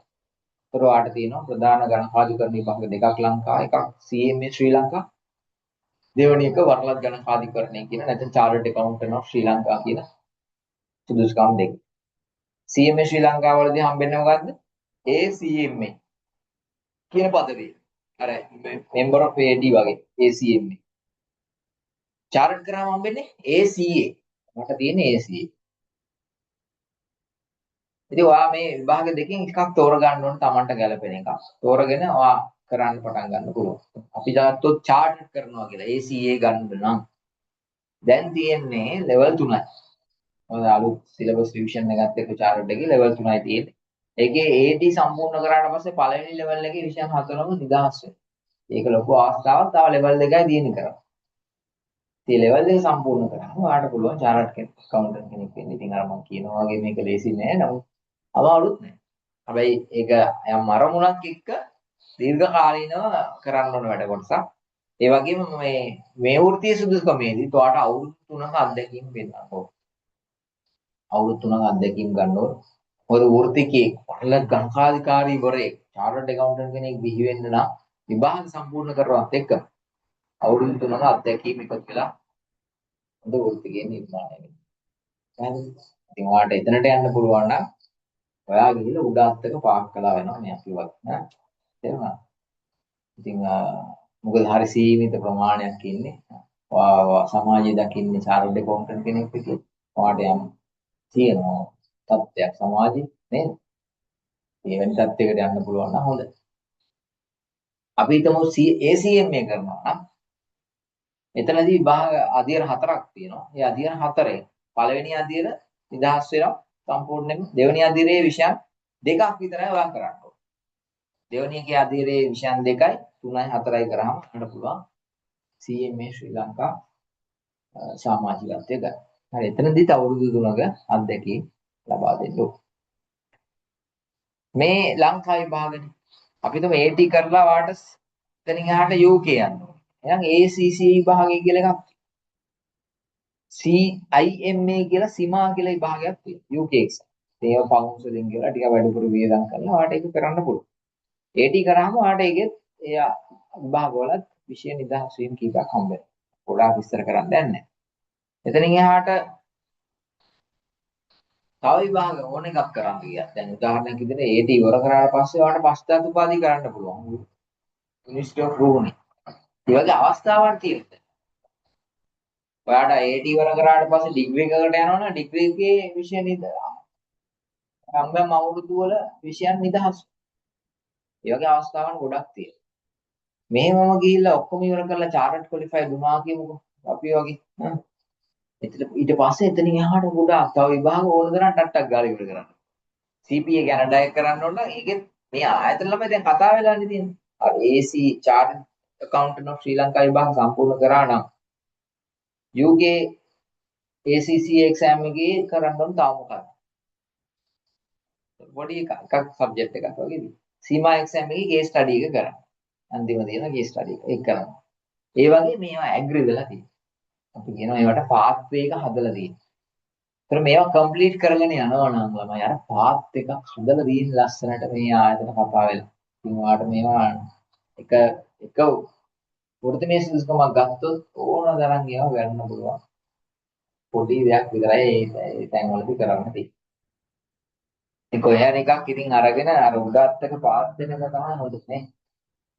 ඒ උඩත් එක පාත් වුණාම තමයි ළමයි අපිට පේන්න ගන්න there are lot of opportunities available around. වාගේ ගොඩාක් opportunity තියෙනවා. හැබැයි ඒවා අපිට පේන්නේ නැහැ කවදාවත් අපි අර පල්ලෙහා වට්ටමේ ඉඳගෙනම ඉන්නවා. තේරෙනවද? අපි හිතන පදන විදිය හරි පොඩි ඒ වෙලාවේදී පල්ලෙහාදී අපි දකින්න වපසරිය හරි පොඩි අපිට යන්න පුළුවන් සීමාව අපිට පොඩි වගේ පේන්නේ. නමුත් ඔයා ඉගෙනගෙන ඉහළ මට්ටමකට ගියාට පස්සේ ඔයාට පේන වපසරිය වැඩි ලැබෙන ප්‍රතිලාභ වැඩි ඒ වගේ තත්ත්වයක් තමයි. හරි. ඒ නිසා යන්න පුළුවන් ඉගෙන ගන්න පුළුවන් සීමාවක් නෑ ළමයි. ඉගෙන ගන්න පුළුවන් ගොඩාක් දේවල් ඉස්සරහට. ACA ගත්තට පස්සේ චාර්ටර්ඩ් ඇකවුන්ටන්ට් කෙනෙක් වුණොත් ඔයාට පශ්චාත් උපාධිය. පළවෙනි උපාධියක් ඕනේ නෑ. ළමයි කොච්චර වියදම් කරනවද පළවෙනි උපාධිය. කෙලිම පශ්චාත් උපාධිය කරන්න පුළුවන් MBA එක. MBA එක අවුරුද්දක ඉවර කරන්න. අවුරුද්දේ. තේරෙනවද? ඊට පස්සේ දැන් ඔයා චාර්ටර්ඩ් ක්වොලිෆයිඩ් වුණා නම් ඔයාට ඕන නම් UK යන්න ACCA එක්සෑම් එක කරන්න UK යන්න. ඉතින්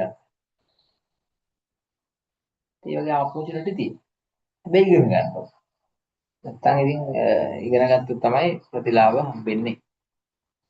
හරි මම අපේ ආයතනය ගැන කිව්වොත් ළමයි අපි ඔන්ලයින් ක්ලාස් කරන ආයතනයක් AT chartered exam එක දැනට අපි පොඩ්ඩක් නවත්තලා තියෙනවා. නමුත් TMA exam එක සඳහන් කරනවා. ඒ වගේම Excel course එකක් කරනවා. ඒ Excel course එක ඇයි ඕනේ කියලා අහුවොත් එහෙම විශේෂයෙන් finance accounts පැත්තේ වැඩ කරනවා නම් අනිවාර්යයෙන්ම දැනගන්න ඕන එකක් තමයි Excel. Excel දන්නවනම් එයා වැඩි එක ආයතනය. තේරුණාද? ඔය ෆෝමියුලාස් ගොඩාක් තියෙනවා. VLOOKUP, XLOOKUP, index, සම්මිප්, සම්ප්‍රොඩක්ට් මේ වගේ ෆෝමියුලාස් ගොඩක් තියෙනවා අපි භාවිතේදී. සමහර කෙනෙක් දවසක් විතර අරගෙන පාවිච්චි වැඩ කරන එක මිනිත්තුෙන් දෙකකින් කරන්න පුළුවන් ඔය ෆෝමියුලාස් වලට ගන්නවා. ඇනලිසිස් කරන්න පුළුවන් pivot table, conditional formatting මේ වගේ ගොඩාක් තියෙනවා tools Excel. මේ ෆයිනෑන්ස් සෙක්ටර් එකේ වැඩ කරනවා නම් ළමයි accounts පැත්තේ වැඩ කරනවා නම් මේ කව ඒකම වෙන්න ඕනේ නැහැ. නමුත් කොහේ වැඩ කරත් මේ Excel දැනුම අතිශය වැදගත්. මොකද Excel වල තමයි ගොඩාක් වැඩ සිද්ධ වෙන්නේ පරිගණකයෙන්. ඒ නිසා ළමයි ඔයා Excel හොඳට ඉගෙන ගන්න. මම නැවත කියනවා වගේ ඉතින් මේක භාවිතයත් එක්ක තමයි ඇති වෙන්නේ. අපි ගිහින් Excel course එකක් කරා කියලා මේක ඉගෙන ගන්න බෑ. මම ඒක කියන්නේ Excel course එකක් කරාට බෑ යන්න ඔඩිට් ෆර්ම් එකකට. ඒ ඇතුලේ ඉන්න මිනිස්සු භාවිතා කරන ගොඩක් දේවල්. භාවිතයත් එක්ක ඉගෙන ගන්න ඕන. මොන තත්ත්වයකදී මේක ඕනේ වෙන්නේ. මොන වෙලාවකද මේක කරන්න ඕනේ. ඒ ඔක්කොම ඉගෙන ගන්න පුළුවන්. ඒකයි මම කියන්නේ ගෙදරටලා අපි නිකන් හිටියට මේ ඔක්කොම එන්නේ නැහැ. ඉතින් ඒ නිසා අර ෆර්ම් එකකට ගිහිල්ලා ඒ ඉගෙන ගන්න පිරිසක් එක්ක එකතු වෙලා මේ දේවල් කරද්දී ගොඩාක් දේවල් වගේ ජීවිතේට එකතු වෙනවා.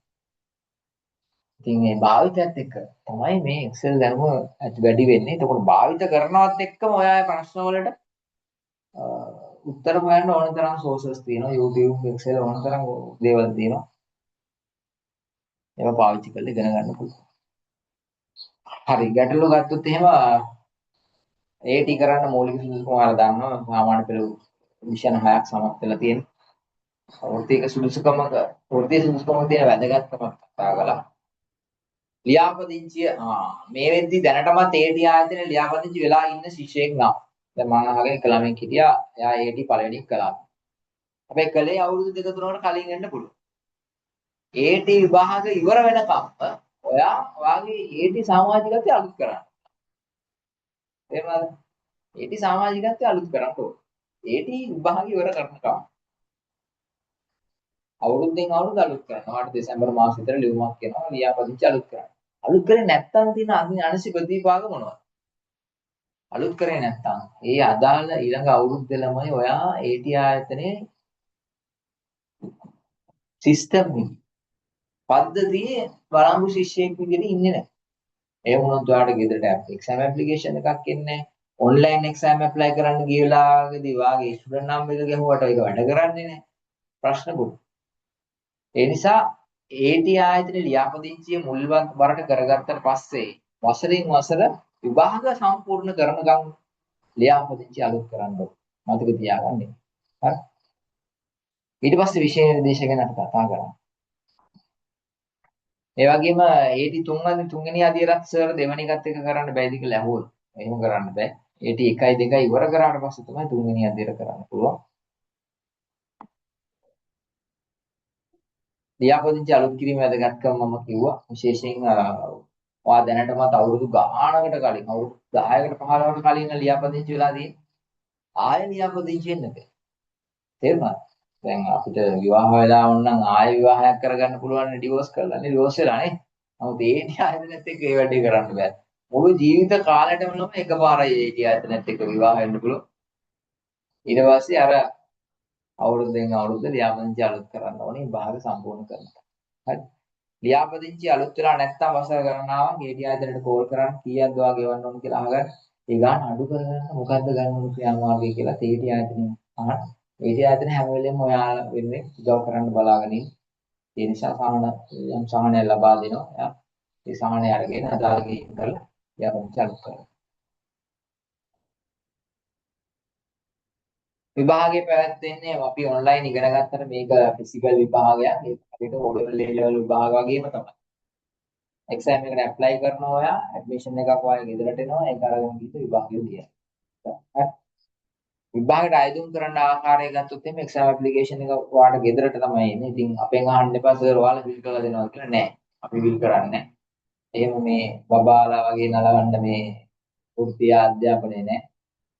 උසස් පෙළ සාමාන්‍ය පෙළ ගුරුවරු වීම කරනවා ඇති.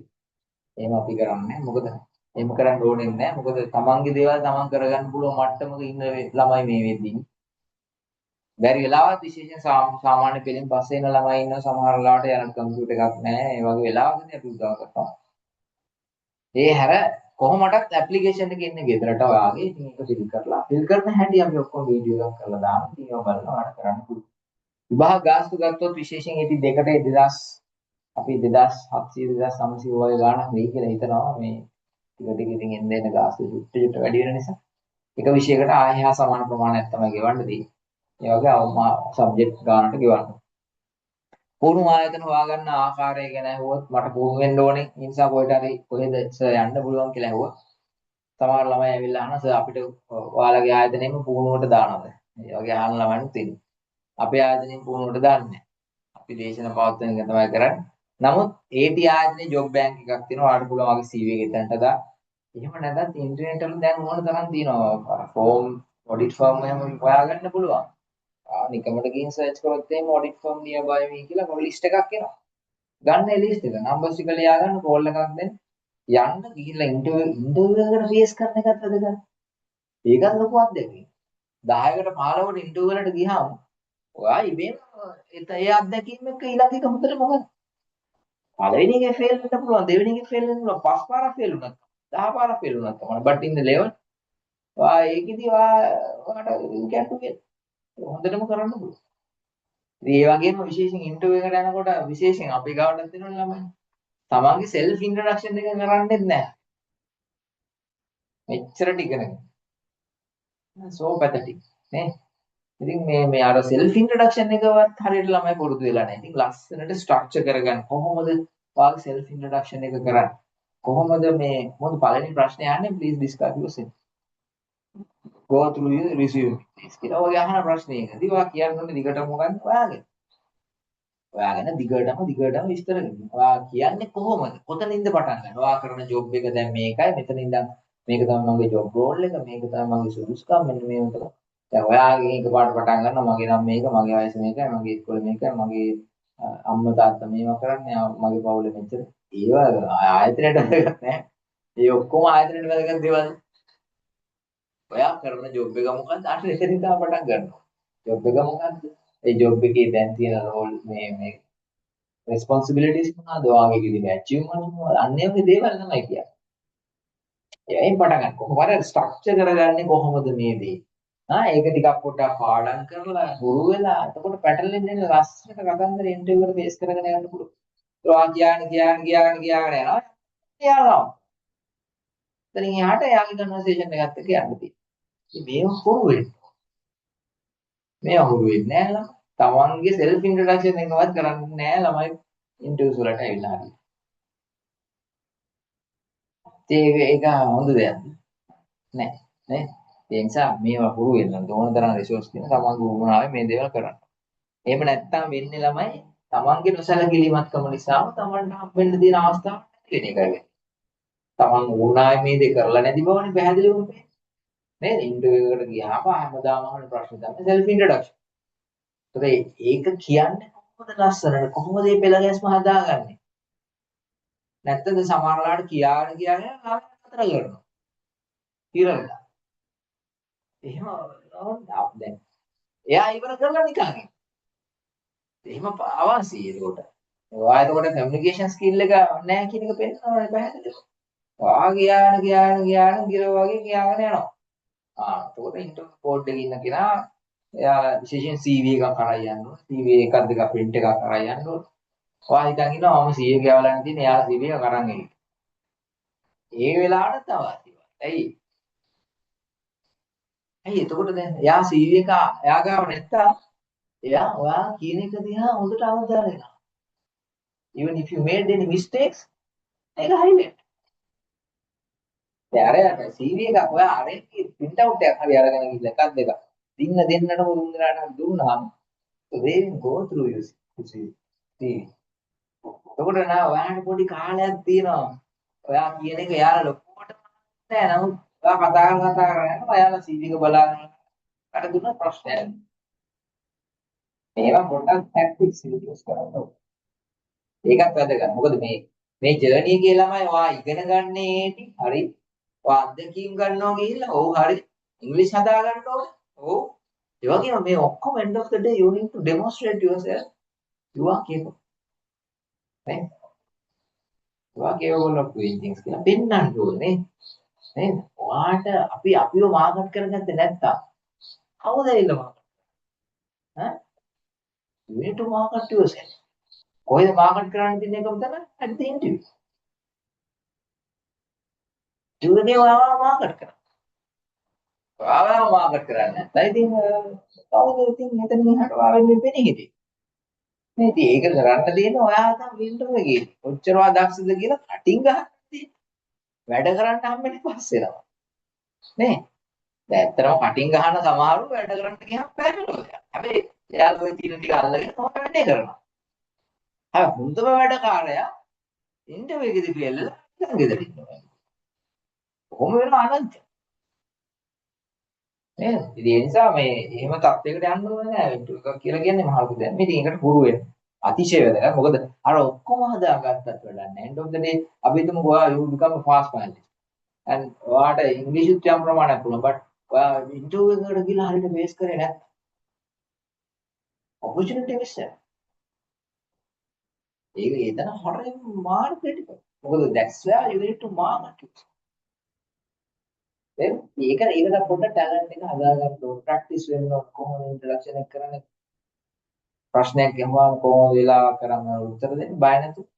අන්න ඒ වගේ. හරි. ඒ නිසාම ළමයි ඔඩිට් ෆර්ම් කීපයකට හරි ගමන් නැහැ කියලා ඉන්ටර්විව්ස් වලට යනකොට අන්නේ හම්බෙන අත්දැකීම් මාර වැදගත්.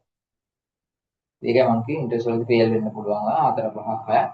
නමුත් ඊළඟ ඒ වගේදී හරි සක්සස් වෙයි. ඔව් හරි ඔච්චරයි. ඔන්න ඔච්චරයි අපි සෑහෙන වෙලා මම කතා කරා. දැන් ඉතින් ඔයාලට තියෙන අවස්ථාව ළඟ මොන හරි ප්‍රශ්න තියෙනවා නම් අහන්න. අපි ඒවට උත්තර දෙන්න ඊට පස්සේ මම කියන්න අපේ ක්ලාස් සිද්ධ වෙන ආකාරය පොඩ්ඩක් අපි මේ පාර පොඩි වෙනසක් කරමින් තමයි ක්ලාස් එක කරගෙන යන්නේ. ඒ ගැන විස්තර කියන්න කලින් ළමයි අහමු මොකද්ද? මම ප්‍රශ්න තියෙනවද? නැත්නම් මම කියලා ඉන්නම් ක්ලාස් එක සිද්ධ වෙන්නේ මෙන්න මෙහෙමයි.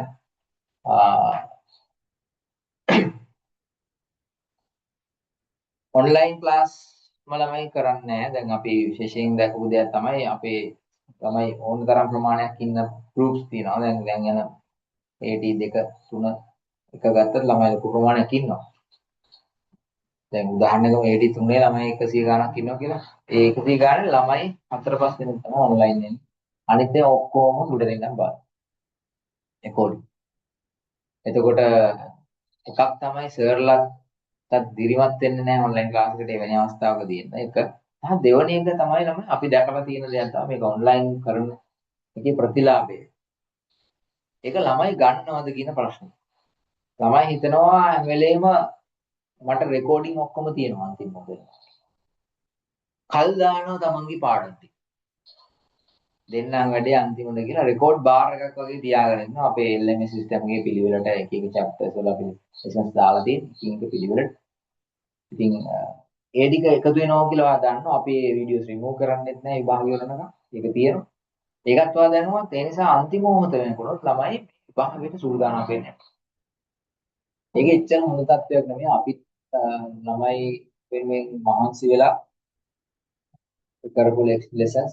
ඉතින් ළමයි ඒකේ ප්‍රයෝජන ගන්නෙ නැත්නම් අපිත් කැමති හැම වෙලේම ළමයිට ප්‍රතිඵල ලැබෙන්නේ නේ. අතෝ ළමයිනුත් ක්ලාස් වීක ගෙවාගෙන ගිහලා අවසානයේදී විභාගේ නොලිය ඉන්නවා නම් විභාගේ ෆේල් වෙනවා නම් ඒක එච්චර හොඳ තත්ත්වයක් නෙමෙයි.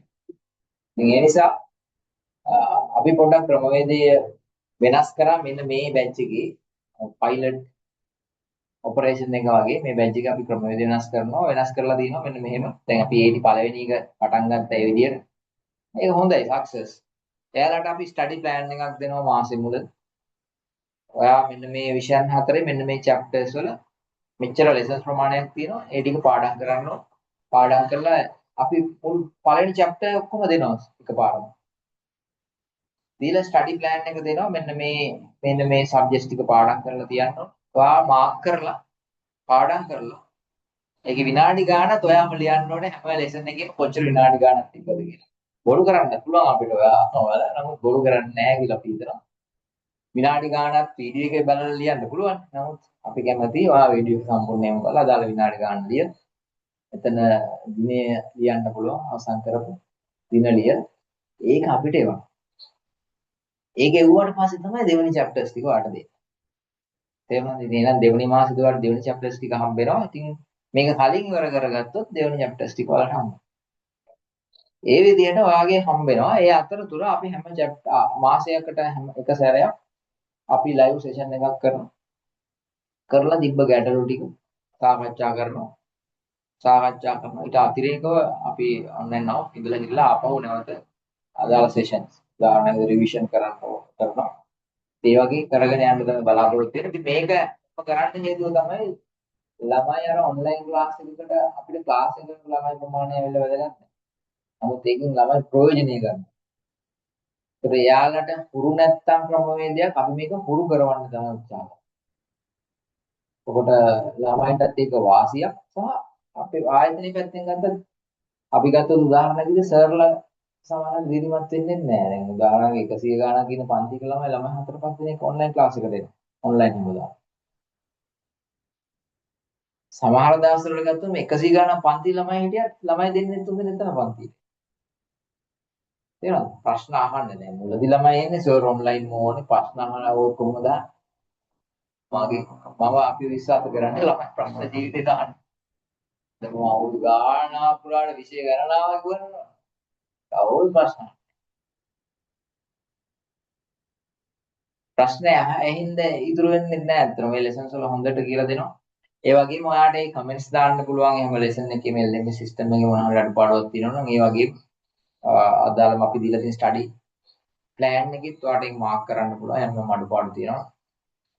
දැන් අපි හිතනවා මේක සාර්ථක වෙයි කියලා මේක පයිලට් ඔපරේෂන් එක වගේ කරන්නේ ෆස්ට් බෙන්ච් එකට ඔයාලා. ඉතින් අපි නැත්තම් මේ වෙනකම් අපි ඔන්ලයින් ක්ලාස් කරනවා. කළා. ඉතින් ඊට පස්සේ අපි කොහොමද අවසාන වෙනකොට හැම මාසෙම යම් ඔන්ලයින් සෙෂන් කරනවා. කරලා විභාගයේ පාස් පේපර් ඩිස්කෂන් එක ඔක්කොම ඔන්ලයින් කරනවා. පයිලට් පේපර් ඩිස්කෂන් එක තියෙනවා. ඒක කරනවා. එතකොට ඕනටත් වඩා පන්තියේ සූදානම් වෙන්න ඕන තරම් ප්‍රමාණවත් රිසෝසස් තියෙනවා. එක එකක්. ඉතින් අපි හිතනවා මේ වැඩේ සාර්ථක වෙයි කියලා. දැන් උදාහරණයක් විදිහට වීඩියෝස් දෙනවා කියපු ගමන් අරෝෂි හැමදාම පන්තිය දෙනවද?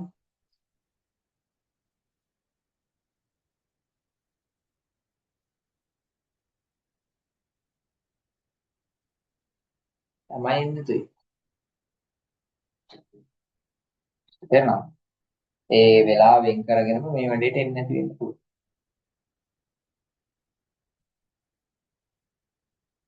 ඒක අපරාධයක්. ඉතින් ඒක කාටවත් ප්‍රයෝජනයක් නැති වැඩක්. ඉතින් අපි හදන්න උත්සාහ කරන්නේ මේ මාසයේ ඇතුළත ඒ වාගේ පළවෙනි chapters ටික ඉවර කරලා ඔයත් පාඩම් කරලා ඉවර කරනවා. ඊට පස්සේ දෙවෙනි chapters ටික ඊළඟ මාසෙදී ඉවර කරවන්න ටික. ඒක ඔයත් ප්ලෑන් කරලා ඔයත් අන්තිම අපි හිතනවා ඔයා අවංකව මේ වැඩේ ලියලා පිළිවෙලට කරලා ස්ටඩි ප්ලෑන් එක අපි දාන්න ඕනේ. ඊට පස්සේ අපි ආයතනෙන් ඒක බලලා ඒ වෙනුවෙන් අපි මාර්ක් කරගන්නවා මේ වැඩේ කම්ප්ලීට් කරලා තියෙන්නේ. මම හිතන ඒ ක්‍රමවේදය හොඳ වෙයි කියලා. මොකද ඒටි පළවෙනි අදියේදී අපි වැඩි පටන් ගත්තේ හරි සාර්ථකයි. ළමයි සමහර ළමයි බොහොම තරගෙට කරනවා. කලින් ඉවර කරගන්න. එහෙම කරන ළමයිත් ඉන්නවා. හරි ආසයි එතකොට අර පොඩි සම්බන්ධයක් එතකොට නැත්තම් ඔයාලා පැත්තකටලා ඉන්න හැමදාම ලෙක්චර් එකට ඔහොම මං ඉන්නවා ආයෙ ගෙදර යනවා.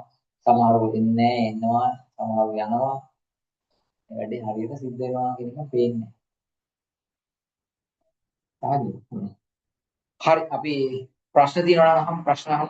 ප්‍රශ්න තියෙනවා.